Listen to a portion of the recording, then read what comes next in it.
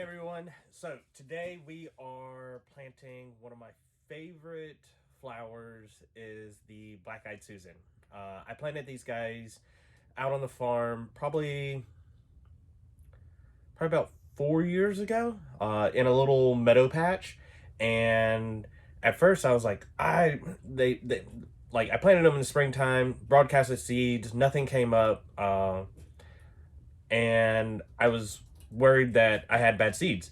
Well, learn that it takes almost a full year for them to produce in that manner, because I planted them in the springtime. They didn't blossom till the following spring, which I later learned that you have to plant them in the fall and they'll germinate, go over winter, and then bloom in the following spring, summer.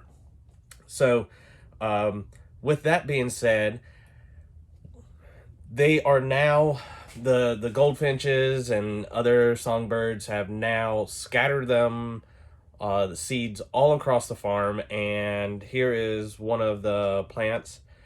This one is one of the original plants that started from seed out here at the farm. And this one luckily was right behind the greenhouse, so I went ahead, potted it up, and it's now sitting in the greenhouse and it's got blossoms on it. It's kind of towards the end of its bloom, but yeah, this one was one of my favorite flowers. And on that plant there was some seed heads that I went ahead and harvested seeds from those and went ahead and put them in these two trays. Yeah, so today we are planting more black-eyed Susans. I have Indian Summer, Prairie Sun, Cherokee Sunset, Cherry Brandy, and Sahara. The Indian Summer, if I remember correctly, is your traditional looking one, like this one here, and it'll be yellow, black center, or chocolate brown center. And then the Prairie Sun is the yellow flower, orange center of the petals, and then green center.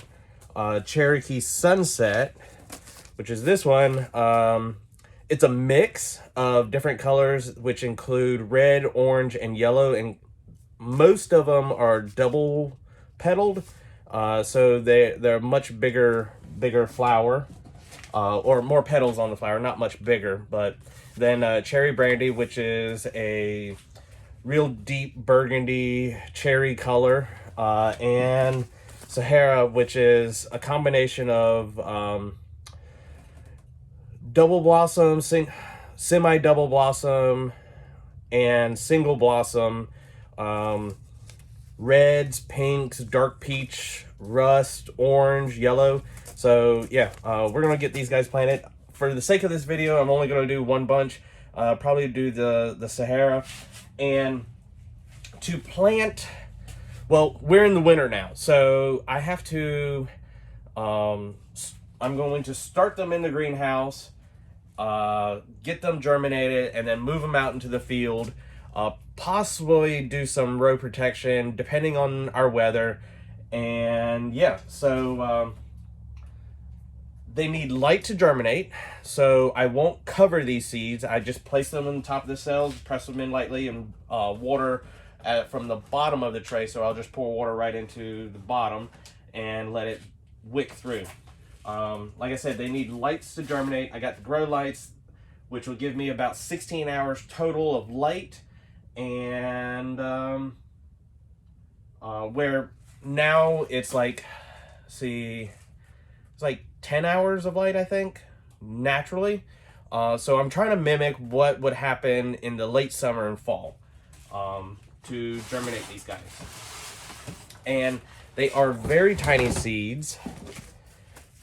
Let's see, this one,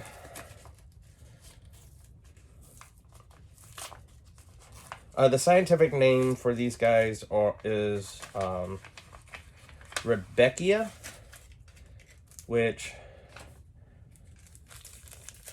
I just call them Black-Eyed Susans. Here's a little packet that was inside this packet with about 500 seeds. And as you tell, there's not, like, they're very, very tiny seeds. And what I'm going to do is just do it. So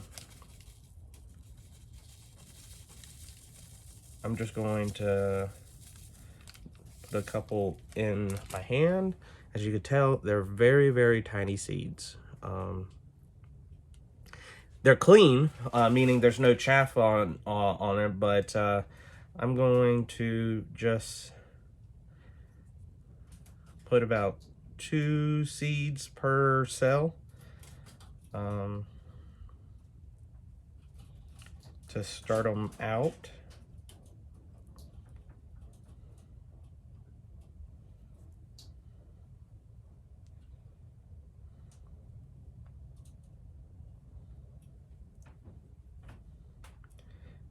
If you want to do 1 per cell, I learned a trick was you take a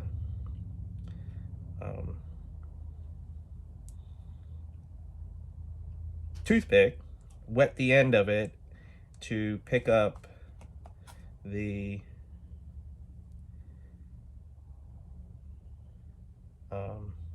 seed one by one, and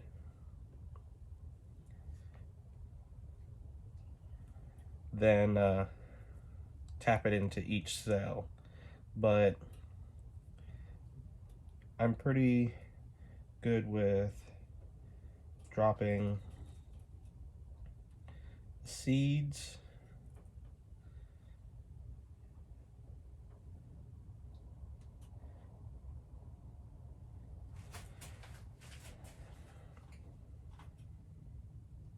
And if I have more than one plant come up in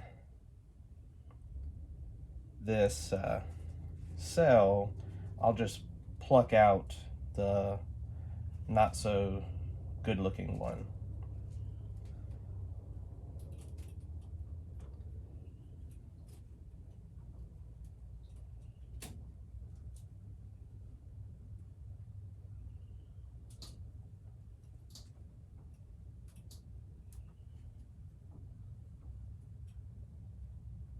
There we go.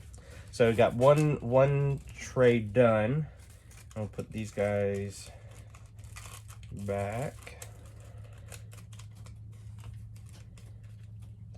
And the sweat from your hands can sometimes make them adhere to your hand. Like I said, nothing else is done. We don't cover these guys because they actually need light to germinate. You can press them in if you want.